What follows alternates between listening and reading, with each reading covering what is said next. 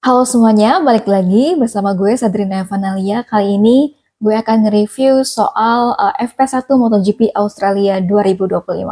Nah, tadi di FP1 itu ada yang menarik ya. Yang paling menarik dan membuat deg-degan adalah ketika Alex Marquez ini nyaris menyeruduk Miguel Oliveira. Keduanya ini memang lagi berusaha untuk mencatatkan waktu tercepat gitu ya, tapi kemudian ini ada momen nyaris banget Alex Marquez ini langsung ngerem gitu sebelum menyentuh ban belakangnya Miguel Oliveira sampai juga bannya Alex Marquez ini berasap kayak gitu. Tapi untungnya nggak terjadi insiden crash dan juga ketika di-review sama Race Direction ini juga nggak ada tindak lanjut apa-apa begitu ya. Karena kan memang nggak ada crash dan juga insiden yang terjadi dengan Alex Marquez dan juga Miguel Oliveira. Memang hanya nyaris Alex Marquez menyeruduk Miguel Oliveira.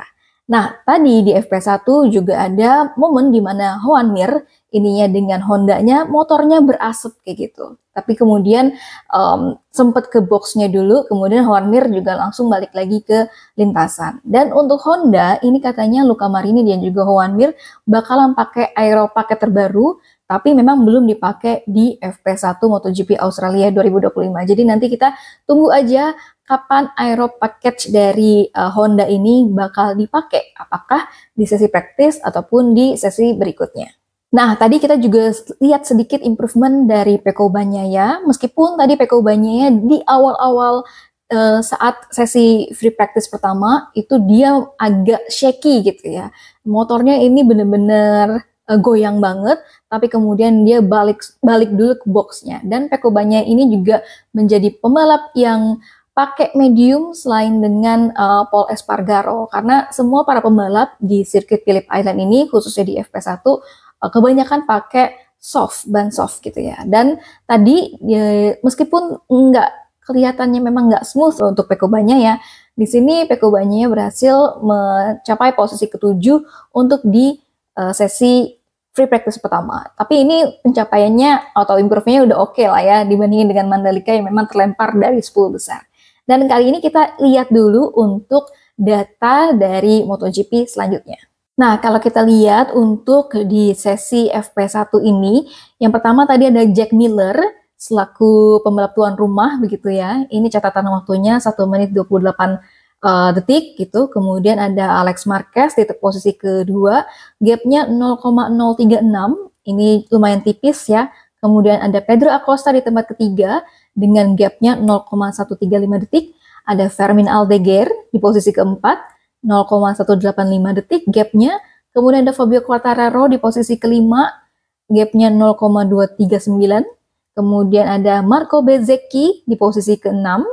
Kemudian di posisi ketujuh ada Pecco Bagnaia, ke-8 ada Johan Zarco, ke-9 ada Fabio Di Gia, ke-10 ada Brad Binder, ke-11 ada Raul Fernandez, ke-12 ada Joan Mir, ke-13 ada Luca Marini, ke-14 ada Franco Morbidelli, ke-16 ada Espargaro, dan juga ada Alex Rins ke-17, Miguel Oliveira ke-18, Lorenzo Savadori 19 ini menggantikan Jorge Martin. Kemudian ada Somkia Chantra di posisi ke-20, ada Michel Pirro yang menggantikan Marc Marquez di posisi ke-21, dan juga ada Ai Ogura di posisi ke-22. Oke, itu tadi adalah hasil dari FP1, hasil lengkapnya begitu teman-teman. Dan kalau misalkan kita lihat untuk sirkuit Phillip Island ini tipenya bukan stop and go, tapi ini sirkuit yang memang fast flowing seperti itu ya. Dan di Michelin sendiri ini bilang kalau misalkan menyebut Phillip Island itu sebagai track yang kritikal karena tipe sirkuitnya ini dia long ataupun panjang, banyak fast cornersnya dan juga banyak left-handed loads-nya. Sementara untuk sangat sedikit untuk right-handed cornersnya ataupun tikungan ke kanannya itu agak sedikit. Dan ini kebanyakan tikungan ke kirinya itu sebanyak 7 tikungan. Dan di sini seringnya adalah low temperature. Makanya para pembalap ini punya 3 pilihan ban, yaitu soft, medium, dan juga hard. Dan juga 2 tipe ban belakang, yaitu ada soft dan juga medium. Maka dari itu di Phillip Island ini juga lebih mengedepankan tantangan teknis untuk produsen ban. Karena layout sirkuitnya ini sendiri memaksa para pembalap untuk sebagian besar miring ke kiri gitu ya, karena kan tadi banyak tikungan ke kirinya, ada 7 tikungan. Dan maka dari itu ini Michelin juga membuat komponen yang berbeda gitu antara ban belakang dan juga ban kiri kanannya. Kemudian juga ban belakang ini dia bilang tekanan akan ekstrim, sementara tekanannya berkurang di sisi kanan bagian belakang. Maka dari itu dibutuhkan pula komponen ban yang sangat soft gitu dari Michelin untuk mencapai temperatur yang sesuai agar ini supaya grip dari ban depan dari bannya gitu ya bisa dapat sejak tikungan pertama. Dan Michelin ini juga menyediakan asymmetrical ban depan dan juga penguatan di bagian kiri. Sementara untuk ini juga sempat dilakukan sama Michelin di Sachsenring dan juga di Valencia.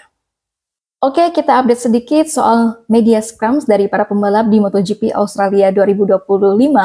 Kemarin ada Marco Bezzecchi yang memang kemarin dia sudah mengakui bahwa kesalahan dirinya menabrak Marc Marquez. Tapi bilangnya dia tuh sebenarnya bukan mau menyalip Marc Marquez ya, tapi karena dia kencang banget dan salah perhitungan, makanya akhirnya menabrak Marc Marquez. Dan dia pun bilang kemarin juga sempat nggak bisa nafas karena setelah crash itu kan dia juga jatuh di gravel. Dan karena punggungnya itu menghantam gravel, jadi sakit banget dan dia sempat nggak bisa nafas katanya. Dan dia lebih mempermasalahkan gravel yang ada di Mandalika di tikungan ke-7. Tapi intinya dia menerima segala penalti ya, double long lap penalti nanti di balapan main race MotoGP Australia 2025 dan tentunya dia akan memberikan hasil yang terbaik gitu ya bagi timnya meskipun ada penalti. Nah, kemudian juga ada Alex Marquez. Alex Marquez ini dia pengennya nasib apesnya gitu ya di seri-seri sebelumnya ini bisa berakhir dan bisa berjalan mulus gitu ya di MotoGP Australia. Karena menurut dari Alex Marquez, sirkuit dari Phillip Island ini sesuai banget dengan gaya balapnya Alex Marquez. Dan Alex Marquez ini akan kira-kira dia akan pakai ban soft karena di tahun 2023 menggunakan ban soft itu bagus buat Alex Marquez. Nah, untuk Pecco Bagnaia ini dia sama irit bicaranya seperti ketika dia diwawancara sama teman-teman wartawan gitu di Mandalika. Di MotoGP Australia ini juga Pecco Bagnaia irit bicara karena dia tuh hanya ngomong ketika udah ditanya aja gitu ya, dan dia juga nggak mau menjelaskan secara detail. Tapi pada intinya untuk Pecco Bagnaia dia bilang semua yang ada di MotoGP Australia ini tergantung banget sama feelingnya terhadap GP25, apakah nyaman atau enggak gitu.